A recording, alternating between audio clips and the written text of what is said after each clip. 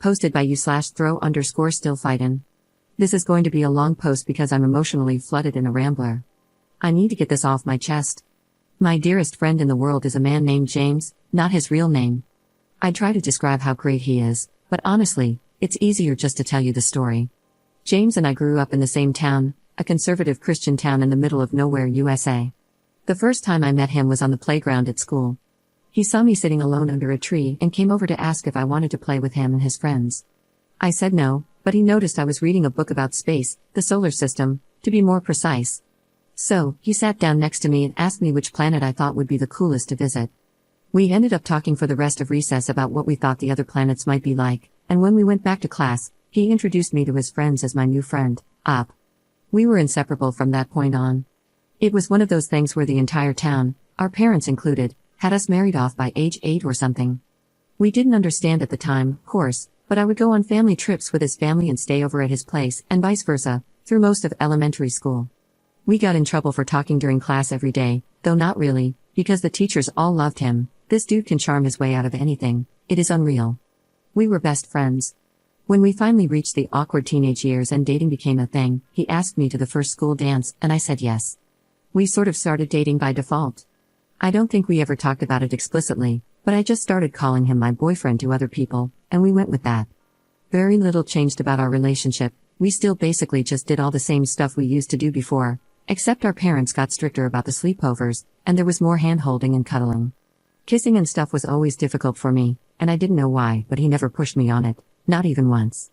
The 2 times we tried, he was able to tell very quickly that I was uncomfortable, and he just shut the interaction down by messing up my hair playfully, saying, "Enough of that. How about we just watch a movie?" I just assumed one day I would get it. Well, I didn't. Sometime around 15 years old, I started to realize the problem: I wasn't intimately attracted to men. This was a very trying time for me, given the kind of environment I grew up in. This was not acceptable. My parents were extremely religious and extremely anti-LGBT. After about 8 months of an identity crisis over this, I decided to muster up the courage to tell James, before anyone else. I didn't know what to expect. I was terrified. I went over to his house trembling. He had done what he always did, made my favorite snacks and got the controllers and my favorite game, Diddy Kong Racing, ready to go. He opened the door, gave me a hug, and I came in. I was so scared. We sat down, and he looked at me for a second before putting his hand on mine and asking me what was wrong. So, I tried to tell him. I got halfway through the sentence, struggling to actually say, "I'm gay," before he just interrupted me and said, "You're gay." "Yes, I know, is there anything else?" followed by that goofy smile I love so much. I just froze in place. I asked him if he was mad, and he just laughed and told me he loved me the way I was and that this was the way I was. I just started crying and jumped into his arms. It felt like 10 minutes, at least, before he finally interrupted me in characteristic fashion, remarking, "However, I will be mad if you let the pizza rolls I made get cold, so how about we stop crying and start eating?" We stayed best friends after that. We never actually had a breakup talk, but we did start to date other people. We talked and hung out almost every day until we graduated and he went away to a big-name college. The night before he left, he came and picked me up, and we drove around town, hitting all our favorite spots. He drove me back home at 3 a.m. in the rain. I took his hand during the drive and fell asleep on his shoulder. I remember wondering then for a moment if I should just marry him anyway. But he was going away to college, and I'm not attracted to men, so it probably couldn't work, no matter how I felt about him otherwise. He promised to stay in touch, but I didn't know if that would happen. Well, it did. Obviously, it wasn't like before, but he made sure to call me every week just to check up on me and see how things were going. I went to college close to home. We'd talk about how hard college was, whoever we were dating at the time, and whatever drama was going on. During his junior year, my parents found out that I was gay. They did not react well, and I was basically kicked out of my home to save me, my dad going on about me needing Jesus's 40 days in the desert like a lunatic. My parents are good people, so this didn't last, and they have more than made it up to me since, working hard to unlearn their bad programming. But that was an awful time. I did what I always do and called James. He talked to me for about an hour, then got his mom to drive up to get me so I could stay in his old room. Then he flew home the next day pretty much just to cheer me up and make sure I was all right. Vintage driving around in circles, singing like idiots, and 2 a.m. junk food runs did the trick. I later found out from my mom that he had also gone and confronted my parents, stood up for me, and told them they should be ashamed of themselves and that if they were willing to lose their daughter over this, they were unfit parents and not the second family I thought you were. My parents worship him, so this was effective, and my mom still tells this story to this day. Once again, I remember wondering at the time, will I ever know anyone else in my life who would do this for me? But he was heading back to college, and he was still a man. So I didn't do anything. Years went by. He got married. I got a long-term girlfriend. We stayed close the entire time. We saw each other a lot less, but it was still great every time he visited, and we had frequent texts and calls. I looked forward to his visits all year. And then tragedy struck. His wife divorced him. I never liked her, but he did. I think she used him for a green card, and he was too sweet to notice, but that's neither here nor there. He came back home, so I saw him a lot more. Obviously, he was crushed, but we got through it together. And then, I got the diagnosis. At age 27, cancer. There's nothing I can say that describes the feeling, so I'm not even going to try. Decent chance of survival, but I had to start treatment right away. This experience has changed me and my outlook on life more than anything else that's ever happened to me combined. At first, everyone was there for me. I was getting visitors daily, friends, family, everyone. But as the weeks turned into months, it all stopped. Most people, even my friends, started coming once a week, then once a month, then not at all. When things were looking bad around the 7 to 8 month mark, my girlfriend broke up with me, claiming she loved me but couldn't handle watching this. Now, almost 2 years in, there are only 5 people who are still here. My mom, my dad, my sister, my BFF Amanda, and James. I almost can't talk about it without crying, but James is here every single day. Every day, for hours. He may have missed 20 days in almost 2 years due to work-related travel, and even then, he calls me.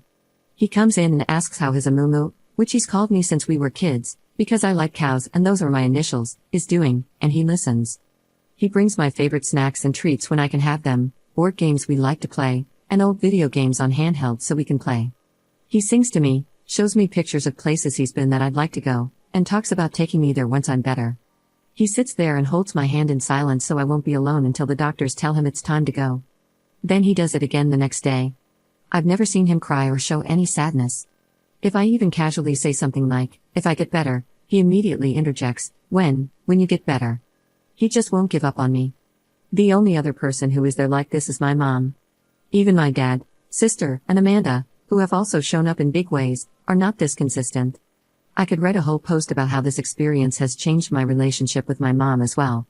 She's proven to me that no matter what happened in the past and what we may have clashed over, she loves me like no one else, except maybe James. My mom is the #1 all-time James fangirl. She has been attempting to get me to marry him since I was 7 years old. A long time ago, she stopped that. But about 3 months ago, she made probably her first comment of that kind in around 7 years. I guess there are a few things she said. The first was, pay attention to the people who are still here now. They're the people who always will be. They're the people who love you and not just what you can do for them. Which sort of set me off on the whole months-long train of thought that led to this post. Amanda and my sister also make a lot of comments about James. Both like him, and Amanda told me a few visits ago that she thinks I love him, and one reason none of my other relationships have worked out is that the other person can always tell they're #2 everywhere but the bedroom. Then, about a month ago, Mom was a little more direct. After James left one evening, she told me, baby, in all my years on this earth, I've never seen anyone love anybody like that boy loves you.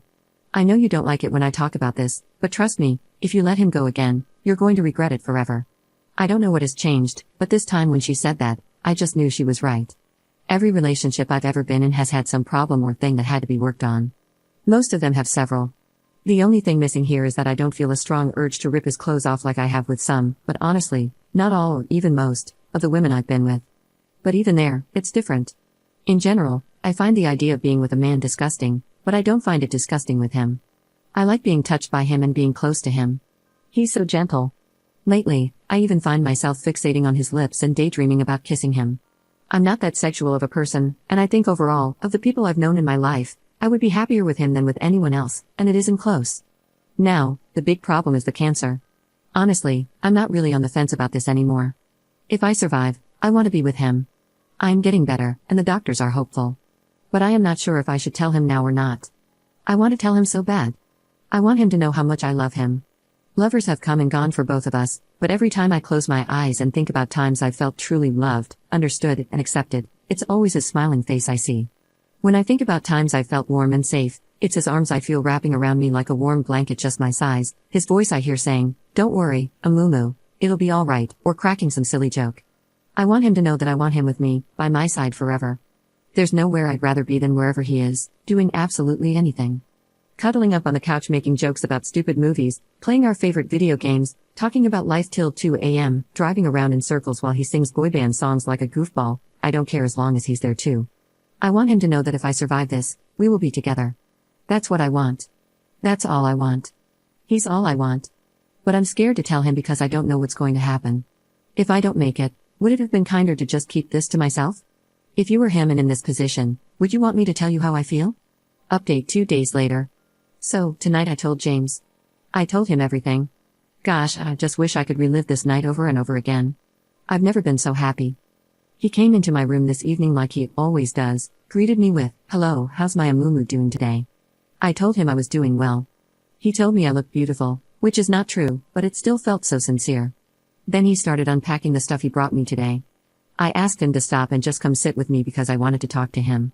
He nodded and came to sit down next to me. He asked, "What's up?" It took me a bit to gather myself. I kept getting distracted by his eyes. The way he looks at me sometimes, I don't know how to describe it. I told him, "I love you," and he just kind of laughed and touched my hand before casually responding, "Oh, I know that. I love you too." In retrospect, this wasn't the best way to start, I guess, since we've said that enough with a different understanding, and he didn't get what was happening. He started to get up again to unpack the snacks, and I grabbed his arm and asked him to let me finish. He looked confused, but he nodded and sat back down. And then I did it. I told him everything. I told him about all the times in the past I'd thought about just marrying him despite my sexuality. I told him my favorite memories of him and how they make me feel. I told him he'd always been my best friend and the person I trusted the most. I told him I made a mistake and I should have chosen him. I then basically devolved into reciting the last paragraph of my first post to him. He's the face I see when I think about feeling loved, the embrace I feel when I think about being safe. It doesn't matter what we do, if we're together, I'm happy, and he's the only thing I want for the rest of my life. He basically froze. He said nothing, just looked at me as I spilled everything. I'm not sure he even blinked. When I finished and looked up at him, he was sitting there like a statue with his mouth slightly open, still enough that it was like he forgot to breathe. James always knows what to say, so this was a little unnerving to me. I started to ask him if everything was all right, but before I could finish, his expression broke. He exhaled into a weak but incredibly tender, quivering smile, and he just reached out and pulled me into a hug. I buried my head in his chest, and his arms just wrapped around me. I melted into him. He was so gentle. It felt so easy. It felt so right. Then he started crying, and then I started crying. He's been coming here through 2 years of cancer treatment, and I've never seen him cry until now. He held me for a while, but however long it wasn't long enough. He still hadn't actually said a single word since I finished talking, but I guess he didn't really need to. Then he finally answered my question with, "Now it is." When he finally pulled away, his face was red from crying, but he just looked so happy. He looked at me for a bit.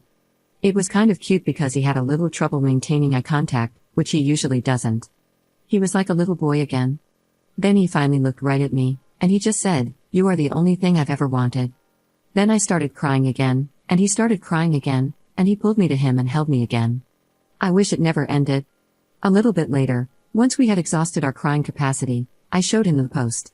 He made a few jokes about wanting to meet this James guy and about how he had better go and thank my mom for her 20-year wingwomanship, lol. Then, after he finished reading it, he kissed me. It felt easy, not scary at all, and just right. He asked me if it lived up to my daydreams, and I chuckled and said yes. Then he said, "I'm not so sure myself. I think I need more data," and kissed me again. He is so ridiculous, but this was smooth as butter. Then, after that, we started talking, and I guess he told me everything too. He said he'd loved me since we were little kids. He told me he still has every drawing, letter, and craft I ever made for him in the safe that he took with him to college and has taken everywhere he's ever lived.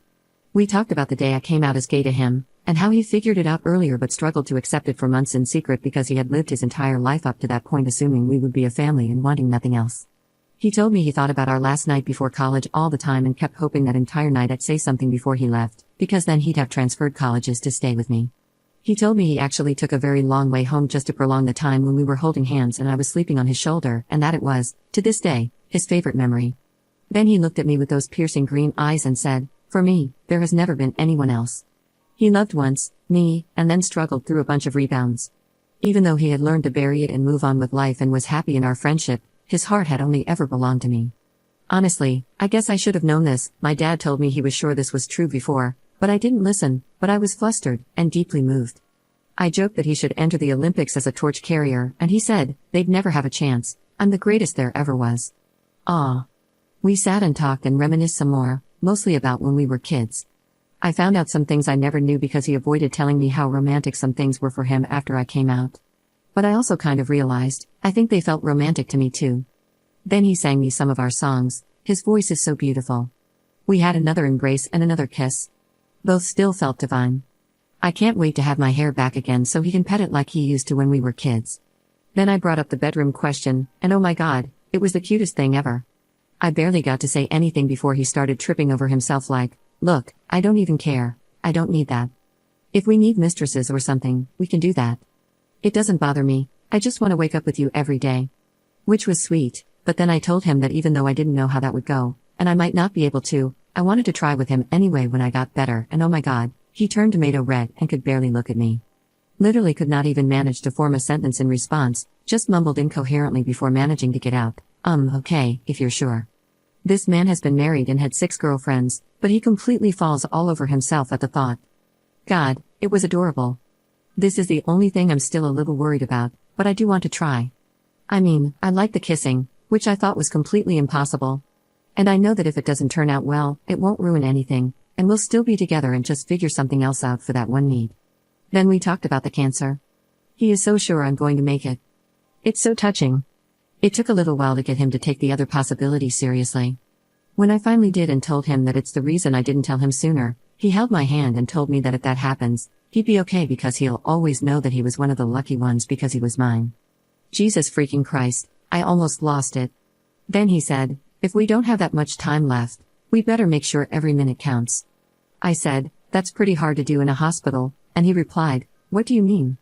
We're both here, and that makes this the best place on earth. Dear God, what did I do to deserve this man? I teared up again, and he held me one last time. Then the doctors came in. He kissed me goodnight. We both said, I love you, but it felt so different. It's never felt so good to say or hear those words. Then he smiled at me and left. I was so excited the first thing I did was call Mom, and she was just ecstatic. I think she might be happier than me, which is saying something, lol. As soon as I told her what happened and that James and I are together, she just started crying and talking about what a good boy he is, how she just knew this would happen, and that she can rest easy now because she knows I will always be loved and taken care of. Plenty of her destiny talk, which usually gets on my nerves, but honestly, I was so happy tonight, screw it, I'm on board. Maybe it was destiny. I guess sometimes Mom really does know best. I feel like a teenager again. I never thought I'd feel this way again in my life. I never even imagined if I did, it would be for a man. God, I love him so much. Now I can't understand what I was ever worried about or why I didn't do this years ago. Thanks so much to everyone who read my story and helped give me the perspective and courage I needed to finally do what I should have done years ago. Now, as long as my health cooperates, I'll be one of the lucky ones too because I am his.